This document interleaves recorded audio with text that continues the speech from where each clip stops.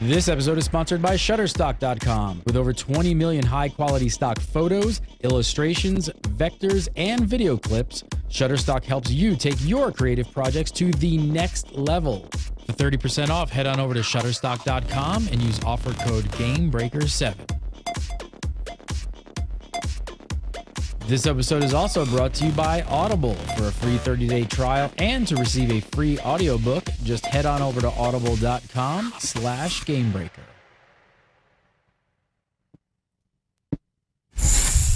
Gamebreaker TV.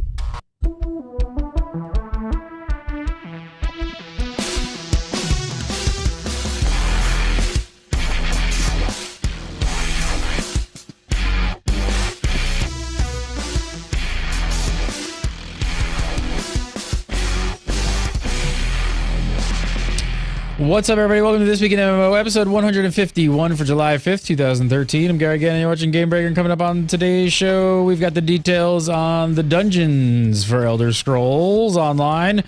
Add-ons, are they good or bad? And achievement points that actually mean something. Holy crap, all that and more. But first, Mr. Jason Winter, how are you, sir? I'm very good, and I've even got a brownie. Is it a pop brownie? You getting high on the show? Maybe for next week. Maybe next week. Pass those around, bro. Don't bogart the brownies. Nope, all mine. We're off to a grand start. And from Derpy Dragon, joining us is Mr. Mike Byrne. How are you, sir? Oh, awesome. I like the deep U you have going there. Not a V. You got a No. U. You're a trendsetter. It's trendsetter. Trendsetter. I'm a trendsetter. Yes. Yeah. Showing the It's nice and cleavage. Summer. I'm wearing shorts too, which is weird, right? Oh, we don't see, do we? Oh. Sorry, my piece My, is like hey. 2 minutes in, we got pop brownies and crotch shots. Swim trunks. It's going to be a good day. No boxers or briefs. Oh, boy. Commando. You guys want to talk about games? Yeah, please, actually. anything. Yeah, I think we should. It doesn't even have to be games. Just anything else at this point. Got a new dog. I got a new dog. Let's talk about Derpy. Derpy. Come here, Derpy. Derpy Dragon. Come here. I don't know. Jason and I lost it during the commercials with the name recommendation in chat. Should be Final Fantasy XIV because the dog was sick, but it's getting better. Come It's a good on, one. that's a great name. Yeah. All right, I'm going to talk about some games and move on. Dog doesn't want to come over. She's hanging. She's like, I'm done with you.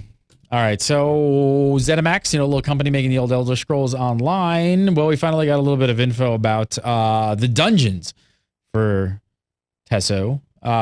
First up, if you guys did not know, maybe some of you didn't, 4-player dungeons. 4-player dungeons. Makes a lot of sense, doesn't it? Right? I mean, now they're going to consoles and like sort of co-op is sort of the standard number, I guess, for co-op games. 4.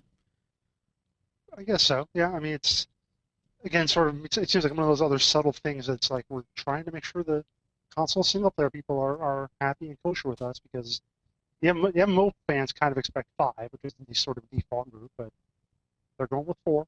Make sure They're going with 4 people are happy. because it's not an MMO. Jason, it's not an MMO. If you haven't heard, it's I'm not an MMO. It's sure, right? Sure, for sure. 4 is the new 5. What do you think this means? The one thing I was thinking about is I wonder, does that mean that player groups out in the open world are going to be limited to 4 as well? Possibly outside of any kind of like raid group? I would be surprised if it's limited. I mean, it's probably going to be tailored around 3 to 4 people, those types of like group quests and things like that. But I would be really surprised if it's limited to 4. It's probably just the recommended party size for those types of things.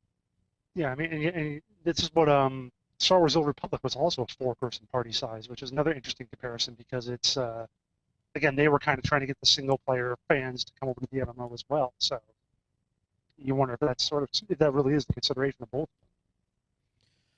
So there's a little bit, they talked a little about this. This is really interesting. So check this out. We do know that, Tesso is definitely using the Trinity, which is, sort of the pillars of the MMO, relying on other players and types like DPS, healer, tank, all that kind of stuff. But there is something that is going to set them a bit apart. So they had this to say. This is a quote. They said, for example, let's say your group's healer goes down during a boss battle. In many games, it would be impossible to recover at that point. However, you were prepared for such a situation.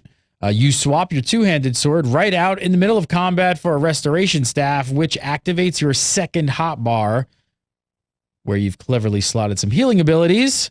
Now you can keep the party going. So what do you think? You need a tank, you need a healer, you need some deeps, but I guess because of this, how this whole skill and weapon system work, you're going to have role swapping right out in the middle of dungeons and encounters. It's one of those things that sounds really cool, right? When you read it on paper, you're like, that would be, I remember when I did that WoW raid and the tank died, and man, this would have been really cool to have that and be able to do that. But then when you think about execution-wise, if you're not like set up specifically for a scenario where somebody doesn't do their job, it's not going to be the most intuitive thing to do anyway. And then you look at consoles on a controller, that takes a lot of setup just in the event that somebody might fail. Yikes. Yeah, I mean, you really don't want to... Go ahead, Jace. I was about to say, yeah, I've had situations kind of like that where I played like a hybrid kind of class, and then if the healer goes down, I switch to doing a lot more healing. But you're right, most of the time people are going to have very specific roles. I mean, the tank is going to tank. He's not set up to do healing at all. The DPS isn't set up to tank, or whatever. So it sounds good in theory, but if there's too much tied to like gear or traits or stuff that you can't really switch during battle, then yeah, how much good is it? I mean, it sounds like it's not going to be like an optimal setup. It sounds like it's more for like, hey, if you got a group of people together, and maybe, because here's the thing too, I guess you could possibly use the role swapping to, I could see the role swapping being used more for like, say, DPS kind of doing for ranged and melee or something, like DPS for going close quarters and that kind of thing, to switch back and forth. But maybe you might want, well, who's the most viable besides the healer? Who's got the most possibility of not dying? Probably like the ranged DPS, right? Probably, I would say. Mm-hmm. So maybe your ranged DPS might want to like spec out that second bar as like with some slight healing abilities and things like that. And hey, in case somebody does go down, at least when you switch out. I don't know. I could definitely see more people using like this weapon swapping for, like I said, 2 DPS builds or something like that, which seems like the optimal way to kind of build this out. But they are giving you the option, so. Yeah, I don't know. And I think, unlike like Guild Wars 2, I think it sounds like you change out all your skills. Like, it's not just, because you normally have, like, I think 2 weapon skills, 3 utility, 1 elite. And I think it sounds like you change out all of that when you swap. As opposed to Guild Wars 2, where you still keep your heal and your utility and all that. So it should allow for a little more customization and ability to really change your build on the fly.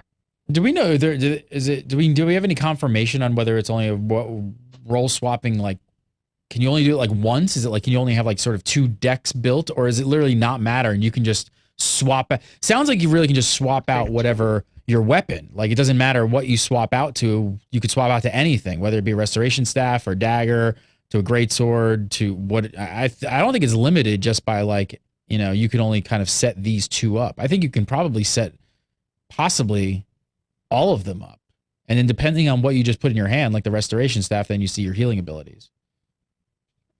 Like I said, it sounds awesome if it works, and if it works quickly. Because, if you have any set of equipment or anything that is stat-bound or going to help one spec, you need to have everything lined up. So I don't envision this more as, oh, the healer went down, let me switch to heals real quick, and oh no, now the tank went down, let's get somebody to switch that. To your point, Gary, I see it more as, let's go melee, let's go range DPS, or look, I'm melee DPS, I also have set up my tank set too.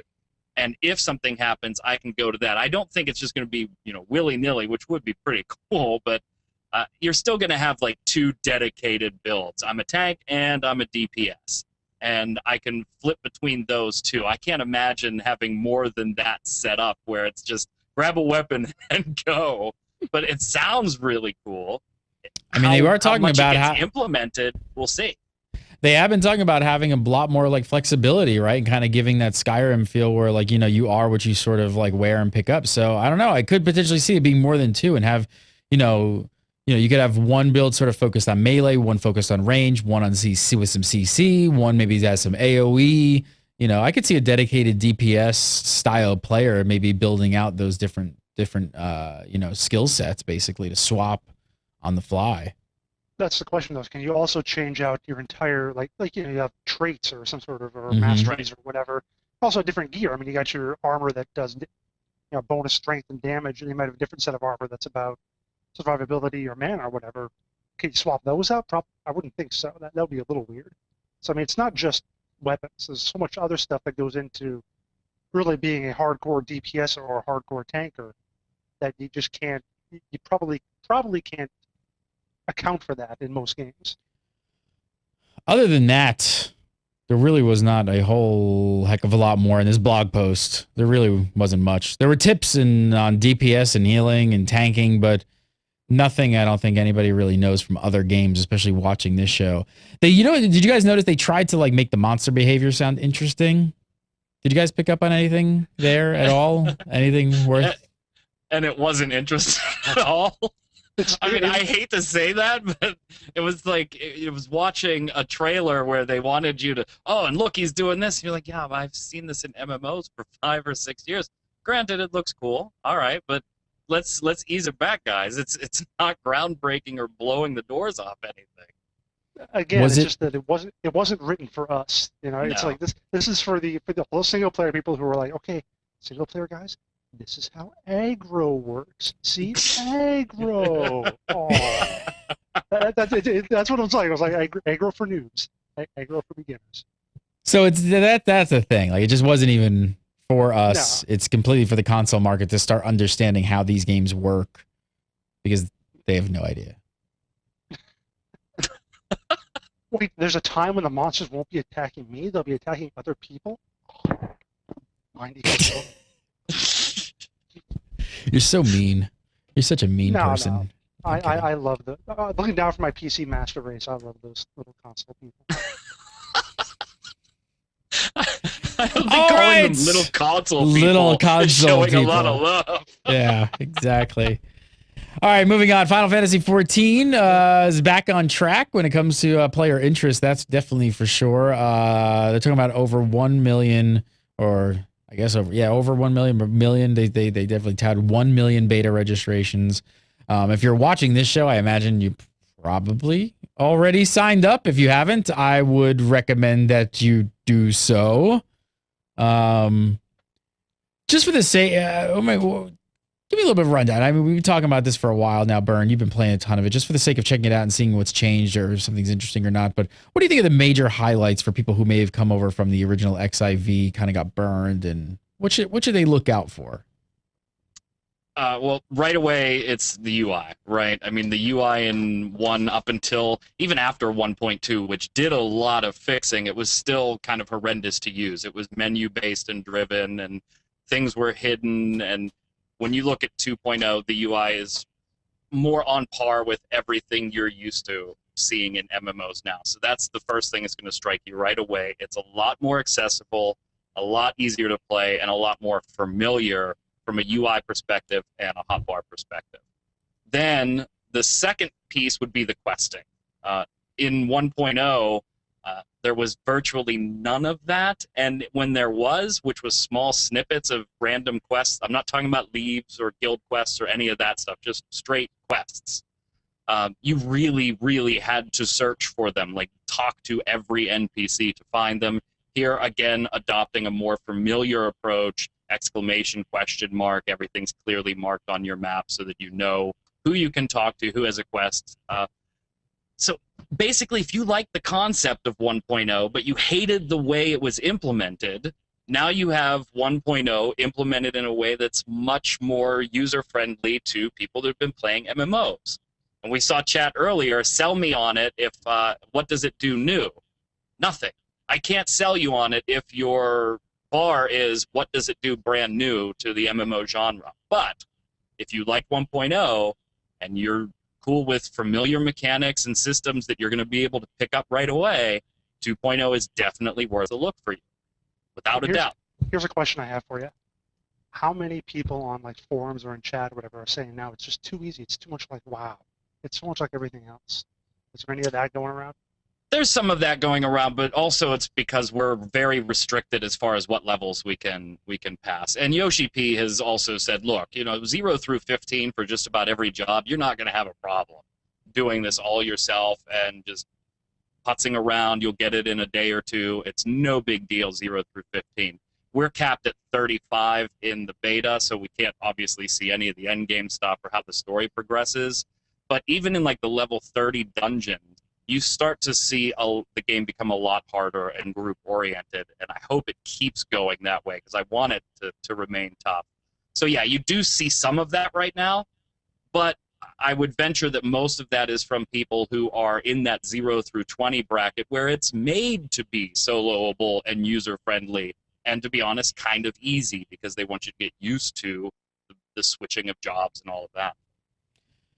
Yeah, it seems like I said, I'm watching chat room and I'm thinking it's definitely a traditional MMO. It's definitely traditional tab targeting MMO, but there are some interesting aspects to it. I mean, I think there is like I think the different jobs and some of the customization of how you can do some of that stuff seems really cool. I mean, this is really a traditional MMO targeted at the Final Fantasy fans who want to play in that world. Is more than anything. That's the draw, right? That's the big draw, is that you want to play because you love Final Fantasy. I have not played. They're actually going. Yeah, you're kind of a fanboy. You've got a banner and the shirt on today, and I wish I knew a Final Fantasy fan that I could talk to get their take on this, because I just don't know anybody. You know zero. That's like that. We actually have the beta test going on right now, which is up and running through this entire weekend. What are they doing different in this weekend? This beta test. What have they opened up? The big one is the Duty Finder, which, depending on where you're at in the world, may or may not be on right now. They're still implementing things, testing it, taking it down, putting it back. And the Duty Finder is your queuing system. You're able to queue for all of your dungeons that way. It is cross-world, so you're not limited to just your server. Any world goes. It is role-oriented, so tank, DPS, healer, Trinity-based, and you can queue for any of your dungeons there. Now, one of the things that I did like, and maybe you guys can tell me because I was trying to think before the show if there was a place I had ever seen this or a game I had ever seen it. One of the options in the Duty Finder is to... Duty. Said duty! Is to... The user that's queuing up has the option of blocking groups that have already started. So they're the ones that determine, Mike wants to run an instance and I want it to be fresh, so let me shut that off. And I will not even be placed in queue with people that got 2 bosses in and then they lost their healer for whatever reason. Or I can turn it on and it's going to just grab me the first group that's available halfway through a dungeon or not. Now, I haven't seen a game that manually let the person queuing make that decision. Can you think of one off the top of your head? Because I thought that was a really nifty feature. It is kind of, I can't really think of any other game that's doing that. I'm watching the chat room, seeing if they come up with anything, but nothing is really coming to mind. I don't think so. That's going to be. I was going to say that. Do you want to know what it does different and special? It's going to have a group finder at launch. And chat saying it does queue you for guild leaves and things like that. Yeah, it's not exclusive to just dungeons. It's just generating people in party for content.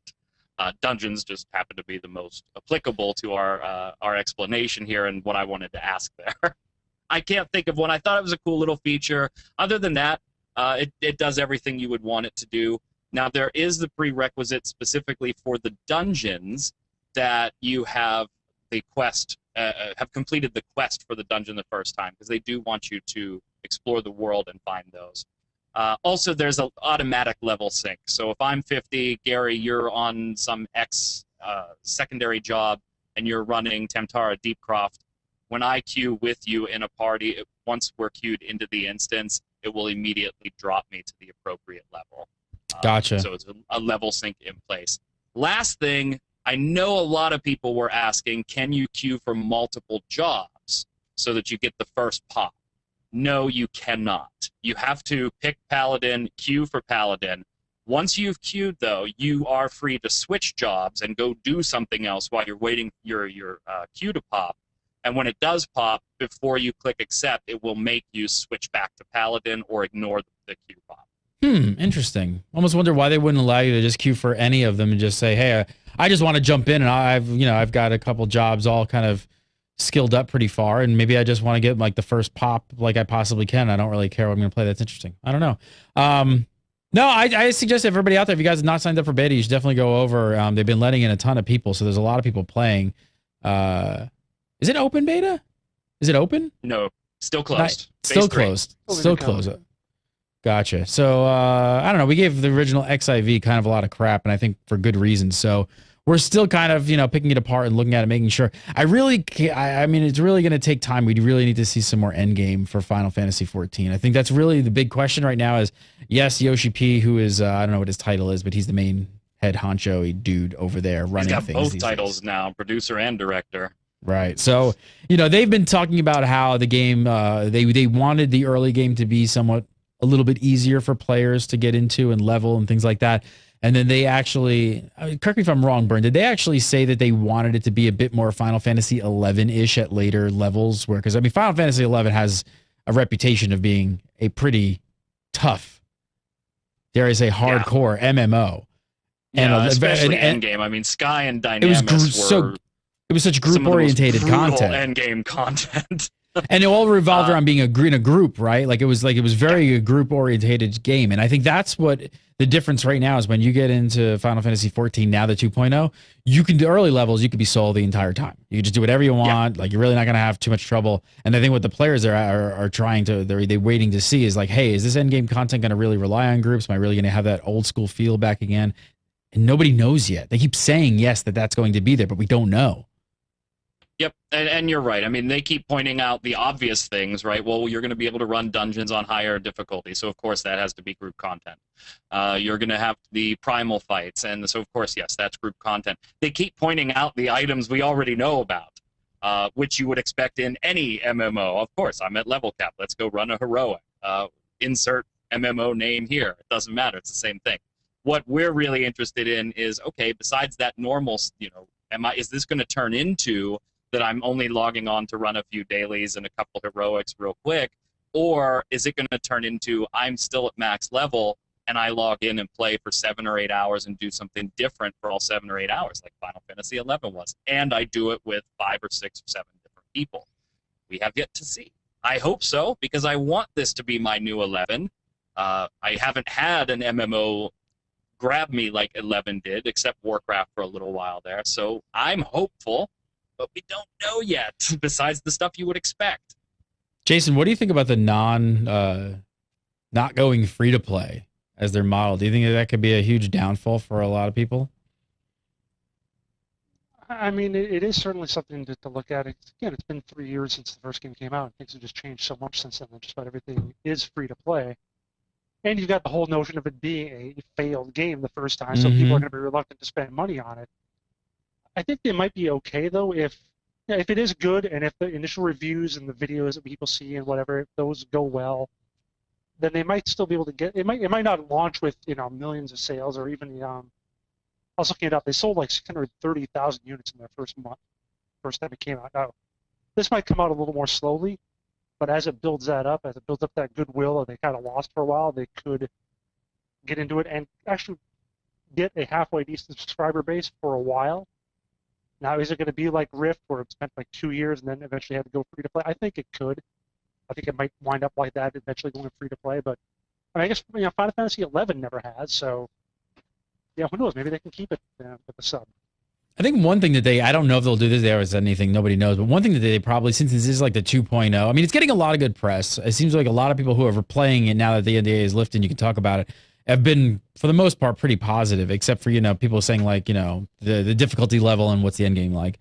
But I'd really love to see them just do some sort of open trial or trial period, like, right from the get-go. Like most games when they launch, they don't really have like a 7-day trial or a 14-day trial or a level 1 to 10 trial. I'd love to see them, since they are coming back out of the gates with something that has left a bad taste in a lot of players' mouths, is possibly just like just day one, hey, if you didn't buy it the first time, we know there's some bad press out there. Try it, play it to level 20. You make the decision after that instead of delaying it. Don't they have something like that? Don't they have something like that for people who have bought the previous Well, version? if you've purchased the 1.0 version, you're getting the 2.0 version, correct? Right, Correct. you get like a free month or something to go with that? No. Or is it just, okay, you still have to pay money to try it. Yes. Yes. Yes. It should give you like a free 2 weeks or something, I think. And I think Not the that's first coming. one. There, we've talked about that before on TWIMMO and on multiple forums. It's a topic of discussion. I would not be surprised if there's X number of days thrown out to people that bought version 1.0, because with version 2.0, brand new purchase, you get that first month anyway. So I think I wouldn't be surprised if we did end up getting some free days, but technically right at the moment, no, we don't get free We days. should get to 30. Like that's, I gotta say, it's kind of BS. Like the game failed. You canceled it. Yes, I got my free 30 days on 1.0, but it was a broken game that you have completely admitted to as a failure, right? So you're coming back like, I already paid $60 for 50 or 60. I don't remember. I actually bought the collector's edition.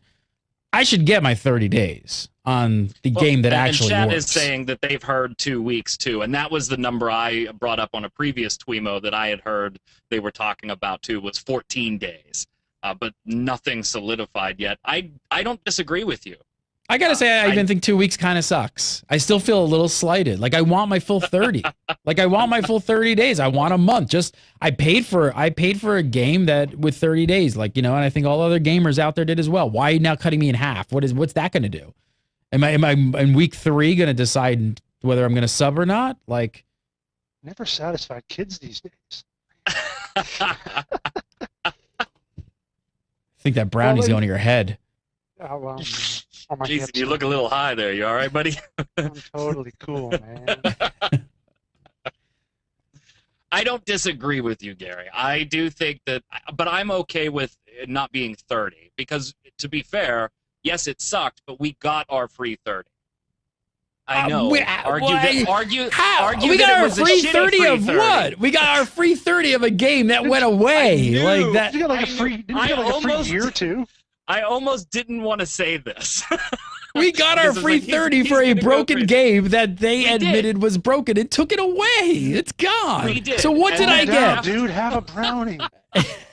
I need And one, then man, please. After we got our free 30, we got free months and months and months and months. So I can understand. I told you. No, you I know don't what? You know what? They disagree with you. stole. No, they Oh, here we stole go. 30 days of my life away that I won't get Alright. back. I think I should actually get 60. You should give me my 30 back that I wasted. Free year. And then give It's me free a 30 year. and then give me 30 more for the new game because you took Don't 30 days. listen to them. Yes, that should be 60. Okay. You're okay. Don't listen to them. Square should be giving us 60. I want my 30 back I plus don't 30. disagree with you that we should not that we should be getting 30 free days. I would think that would probably be 14 to 30 is what they're going to end up doing. I don't disagree with you, but I could definitely see an argument for if they don't. It's you bought the game, we already gave you a free 30. Yes, as a goodwill thing, and our first launch sucks, we should give you another 30. But there's definitely an argument that we already gave you that. Whether you agree with it, Jason, don't shake your head. I just had an itch. I really did. I swear. They should also come to the studio and give me a foot rub. Like that should also come along with my 60. I want 60 days. I want a foot rub. Preferably by I agree with you. a Give me a female. free 30, but I understand the argument why they wouldn't. That's all I was trying to say. I hope they do right. Do right, Square. We're counting on you. Because we've been talking it up. We've been playing it. We like what we see. Yeah. But I think you could really do right. And really, is 2 weeks really going to like break the bank for this game? Like if they give you 2 weeks or 30, like just shut us up. Just give us the 30. I won't go for the 60. Give us the 30. We'll shut up. I mean, is 14 more days really going to break the bank on Square? Or is that and a foot rub and a and, free and the dog. foot rub? No, because then I'll go to and say like, 14 well, do they think that the first 14 days you can only level to X number of things, and then the game really sucks after that, and we don't know about the end game? Got something to hide there? What 14 days does, it lets you see that it's not a complete piece of crap like the earlier one does. That's enough time for you to see that far. They're not going to let you see how end game. Again, what are you going to need? You're going to need 2-3 months maybe to get to end game, depending on how fast you level. So yeah, it's only meant to give you a sample of what you're going to see, and to make sure, like I said, to ensure that doesn't suck. I want my 30, 60, and a foot rub. Make it happen. Make it happen, Yoshi P. Make it happen. Now, what would be amazing PR is if they literally send somebody here to give me a foot rub. Oh, jeez. You're really pushing for the foot rub. That would be smart. No, that would be smart because that would go. That would be amazing marketing on a new level. I'd like a foot rub. Don't steal my foot rub. They stole my 30 days of my youth. I'm trying to get it back, Jason. Seriously, you got brownies. They stole the 30 days. They just eat your brownie. Just eat your brownie. All right, I want to talk about add-ons and WildStar, but first I want to tell you guys about a great deal we have going on with Shutterstock. That's right. They have a ridiculous amount of stock photography, video footage, vectors, all kinds of art assets, and we have been digging deep. We have a brand new YouTube channel that we just launched, which you guys should check out, called Super Mega Awesome Time. Smash youtube.com/super mega awesome time. And we were building it out. We needed some characters. These little guys right here, these little robots guys. They're awesome. They're super mega awesome, in fact. Where'd we get them? Oh, look at that. Shutterstock. Went over to Shutterstock, started looking for some vector artwork, and look at that. We even have extras. We even have extras that we haven't used yet.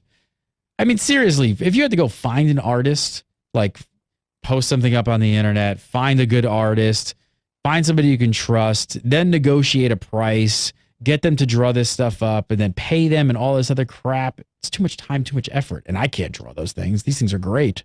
We went right over to Shutterstock, boom, found this, and was like, yeah, these are awesome. Let's use these. These are our characters right here. We've got a couple extra to boot.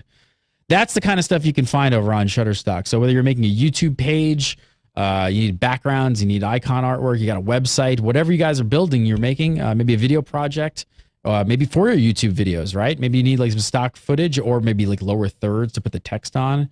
You're not an artist. You want to focus on just making the video. I'm telling you, go over to Shutterstock, make a new account today, use offer code GameBreaker7, and I want to save you guys 30% off just by using the promo code GameBreaker7. Save 30% off.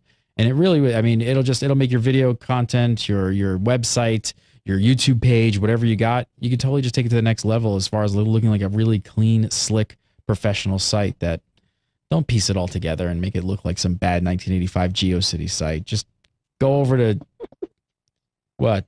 I went there. What? You don't remember GeoCities? Oh yeah. No. I do. I don't. But yeah. Dude, I was on the internet when it was Unix. The internet was run by people who had their stuff cut off.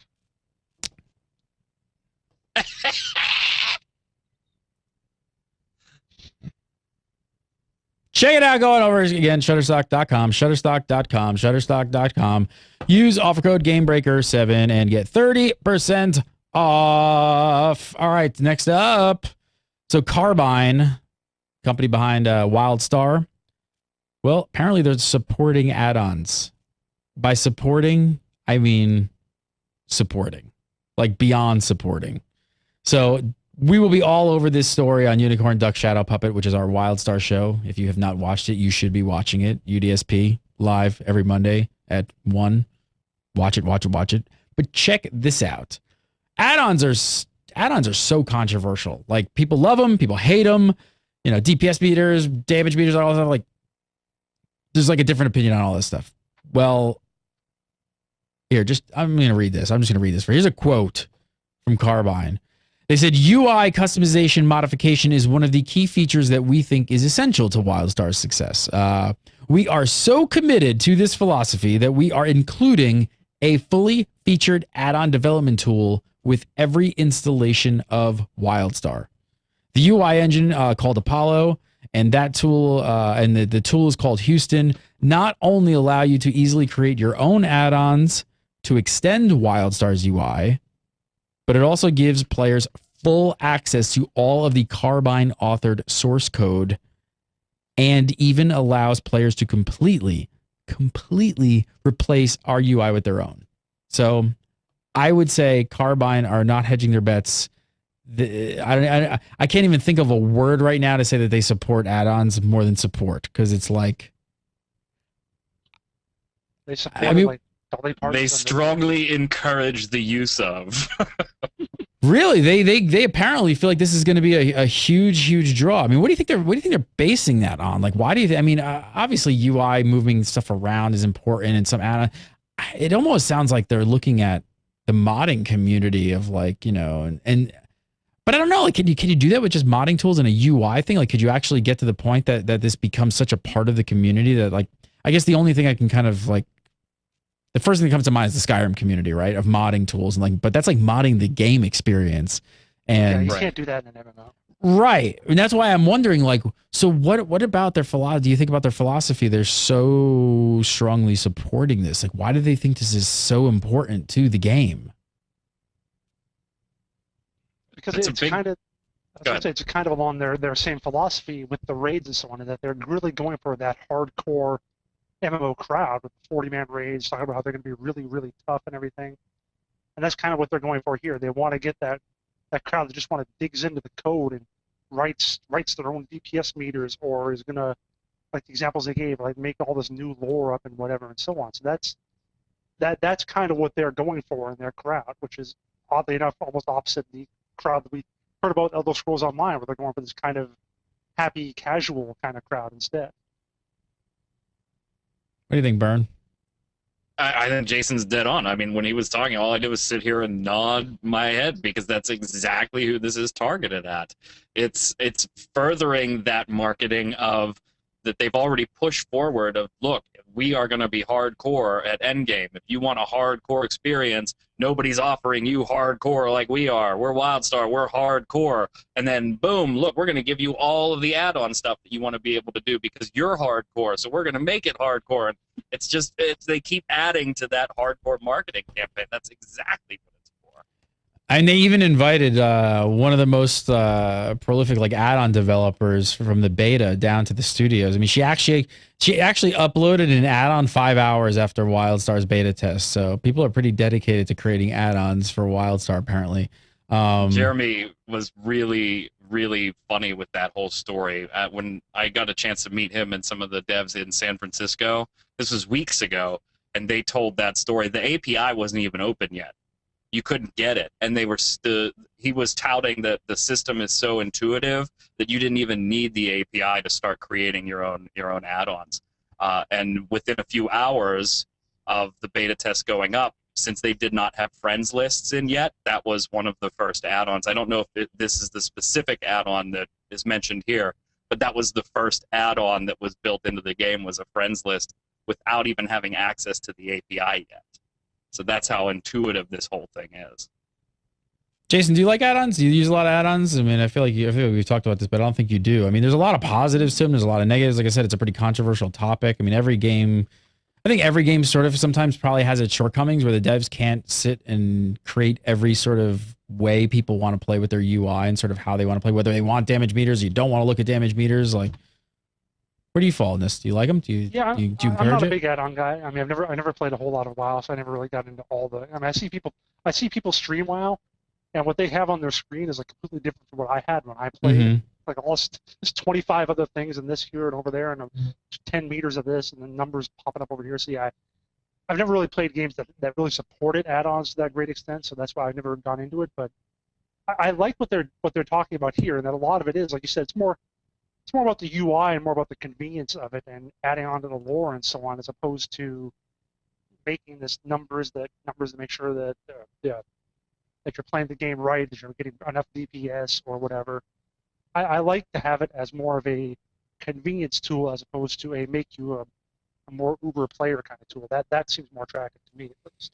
I mean, I think for a lot of the players of WildStar fans out there, too, they don't have to wait for a lot of the features that might be on the back burner that the devs can't really dedicate time to and create these things. And they might be like, well, that would be awesome quality of life thing that we'd love to put in the game. But, you know, we've got these other 30,000 things that are above that. Now they can just kind of the community can pick up on some of those and implement those like super quick. So I think we're going to see, I think the positives outweigh the negatives completely. And if you don't want to use them and you feel that like some of those things get too cluttered, I guess where it comes in, I think a lot of players get mad is the damage meters always just piss people off, because then it becomes like, it just creates heated arguments of people and, you know, and chat and you fight with your guild mates. And then the other big thing is PvP. You know, the other big thing is PvP feeling that like certain things will have like, you know, an advantage over other players using some of this stuff. I don't know. I don't think there's a right or wrong. I don't know. There's never going to be a right or wrong answer. I think the positives outweigh the negatives, though. That's my opinion. Keep your deeps above the tank, and we're not going to have any problems. That's there all. You go. We'll be fine. All right, so check this out. I know we have a Guild Wars 2 show, but we want to talk achievement rewards are coming to Guild Wars 2, and I wanted to get your opinion on this, guys. We talked about this obviously on Guildcast on Wednesday. You should go watch it. I don't care. I don't care. Really, go ahead and watch our other show too. Yes, you can watch that one as well, but I wanted your opinion. No, so basically what they're doing in Guild Wars 2 is as your achievement score grows, you're going to unlock more and more rewards for your account, and you're going to see things like skins and currency to account-wide bonuses. We put this in the show because I just really wanted to get your opinion on this as well. Like, seriously, like Burn. I mean, how long have gamers been waiting for something like this?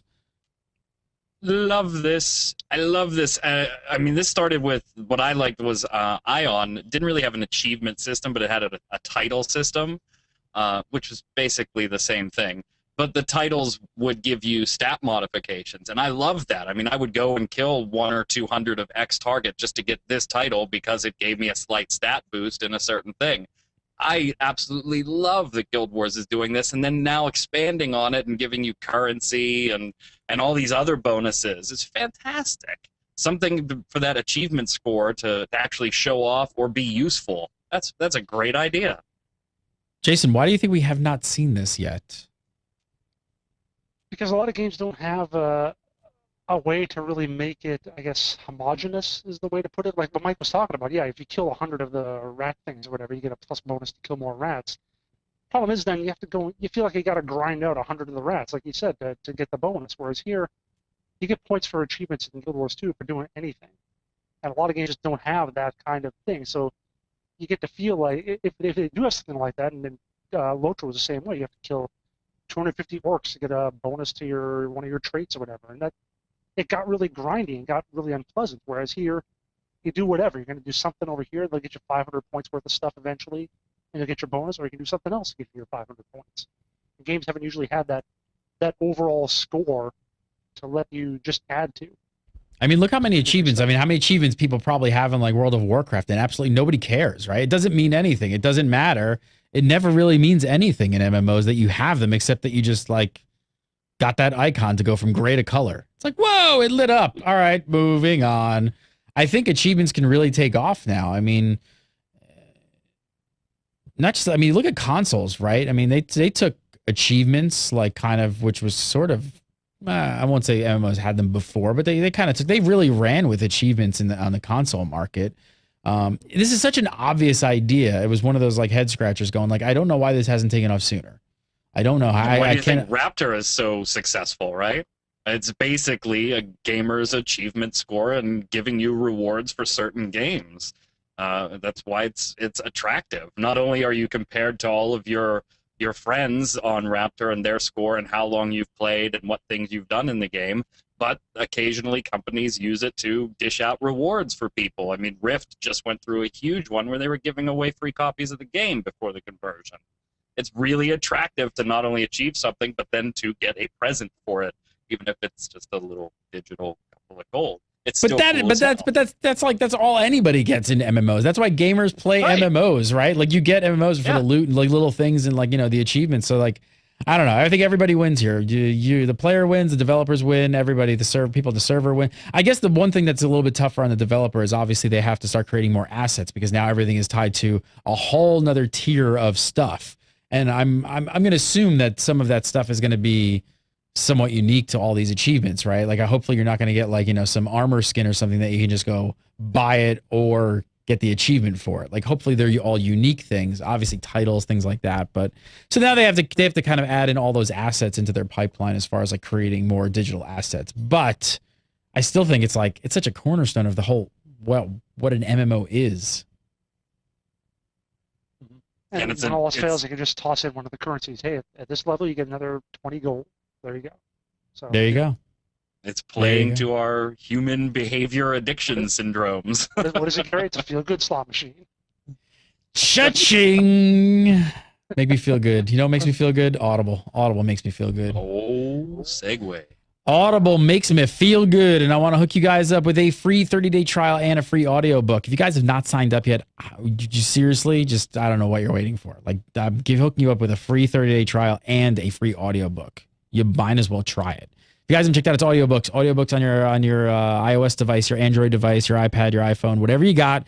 You download the app, you put it on your phone, pick a book, download it to your phone, start listening today. There's tons and tons and tons of great stuff. Game of Thrones, Dungeons and Dragons, the whole Dungeons and Dragons. I highly, highly, highly recommend that stuff. World of Warcraft. Let's look at the World of Warcraft. Oh, wait, no. Dungeons and Dragons, Forgotten Realms. I want to see this. Which one is this? The Ruin, The Forgotten Realms, The Year of Rogue Dragons, Book 3 by Richard Lee Byers. Wow, this looks pretty good. That hits on all the notes. It's got rogues, dragons. Yeah, rogue dragons is a frightening thought, isn't it? What is it? It's a go stealth and backstab you? It's got 5 stars, I want a dragon too. that can stealth. Yikes. Elminster, The Making of a Mage, bunch of those books. There's a ton of great fantasy stuff on here. Not even the Dungeons and Dragons stuff, but I've been reading or listening to some of the R.A. Salvatore stuff, and it's fantastic, fantastic stuff. So go check it out. Go sign up today. Go to audible.com/gamebreaker. All you got to do is use that URL. That one right there. Use the URL, sign up, make an account. Use the service free for 30 days and get a free audiobook and start downloading and listening to something today. I've been a fan and I've been a subscriber for years. I have to check my account. I keep saying that and I never know what year it is. I'm going to go look at my account for next week, see how many years it's been, because it's crazy. I think I made it in 1923. I'm not sure. All right. with your GeoCities site. Yeah. Yeah. I started a GeoCities Audible fan site in 82. With my telecom internet connection on my Commodore 64. Dude, Commodore 64, Texas Instruments, all the way. TRS-80. What was the TRS-80? VIC-20. VIC-20, baby. I didn't have a VIC-20. Yes, the TRS. This thing was badass, man. This was unbelievable when this thing came out. The TI-99. This is my first computer right here. No joke. I'm not kidding. Like Bill Cosby was a spokesperson. That was right there. That was Gary Gannon's first computer. Yes, I am that now old. It's a graphing calculator. Yes. That thing was amazing. I remember when I learned BASIC and I was like, go to line 10. That machine was amazing. I was a C64 and a Tandy, baby. Those were later. I had a 64. Well, I'm a little bit younger than you. Not Shut much, up. but a little bit. Shut up. I remember we got Atari 800s in school. Yep. 800s. The hell was the Atari 800? I don't even know what that was. Atari 800? That thing was really special. What? Yeah. Wow, I didn't have this thing. Wow, Atari 800. Star, What was your 8,1? What's your favorite? That's the Atari 8. I did not have that. What's like your favorite like retro console? Burn, you're actually an insane console man, right? Don't you? How many just a bit. No, I just found this out about you actually like a week or two ago. I had no idea. Jason, you're gonna love this. How many consoles do you own? At last count, it was 33. And how many games do you own? It's a little over. I keep looking at the shelves. It's a little over $2,000-ish now. 2,000. If we're just talking consoles, just consoles. What? Chat room's like, holy crap, yeah. So. Now, to be fair, I didn't grow up with all of them, right? My first console growing up was the regular NES, and then as I became an adult, I got into collecting. So I played the Atari. My first one that I owned was the NES, and then I went back and got all the older stuff too. What's your like what's your rarest console? Like what do you have that's like super uber rare? I want to look it up. I don't really have any of them that are super rare. As far as the consoles themselves. What's like the most go. obscure one you have? Titles. What's the most obscure well, console? The most fun one to me is the original Magnavox Odyssey with the color overlays for the TV. Oh my god, I remember that Magnavox. What is it? The Magnavox Odyssey. I will. You don't even have to look it up. I will show it to you.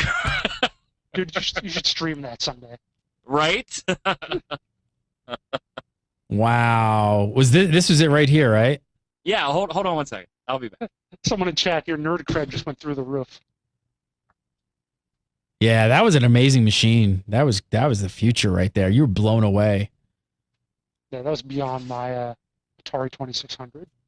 That was my first console. Actually, my first thing was I a tried not to kill myself. Telstar Pong-like thing we had. Do you I look tried at not to kill myself. He's so excited he can't even put the headphones back on. Do you like pull these things out of the box and play them, or do you just leave them pretty much? No, I pull them out and play them. Yeah. Not all the time. It's just like I pull it out, play it for a couple of days, and then throw it back in. There's the guy right there. Do you have any do you have any game titles that are worth like a gajillion dollars? Not a gajillion dollars. I do have Air Raid for the Atari, so that's a couple thousand. And then some of the earlier Final Fantasies on SNES and Chrono Trigger, I have sealed copies. Nerd cred. Just blowing you up. Yeah. All right. Last up this week, finally this week, really is kind of not much of a story, but we ending the day with a troll from EA, Electronic Arts. You guys remember SimCity? You guys remember that little game we all played? Bit of a rough launch, always online. They called it an MMO. Well, they're now surveying players on what they would think of an offline mode. Wow. What do you think the response is going to be on that? No, we don't want it. We love online, always online mode. No, I like SimCity, the MMO. You see, one of the other things they put in there too, as part of the survey was, would you also like larger land plots? Would you like that? Oh no, we would hate that. Yeah.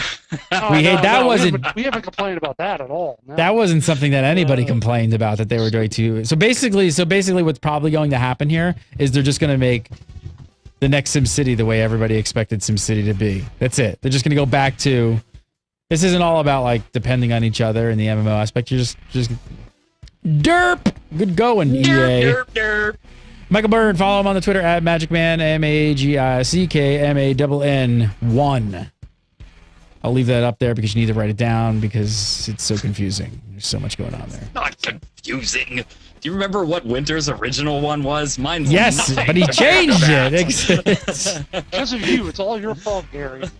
I got you to change it. It's a lot easier. Winter Informal. That's super simple. Follow. Look at him. He's going for it. He's going on like it's like 2 ounces of weed, just brownies. Just you gotta be like. I guess shaking his head is as he's the chocolates go into his head. Follow me on Twitter, Gary Gannon. Follow GameBreaker TV, GameBreaker TV, and come over to our Facebook page, facebook.com/GameBreaker TV. Check out our brand new YouTube Let's Play page. It's a super mega awesome time with myself and Mr. Mike Shaffnet. So we'll be posting a lot more stuff there. So go subscribe to that, youtube.com/super mega awesome time. And we do the TWIMMO live every single Friday at 3 PST.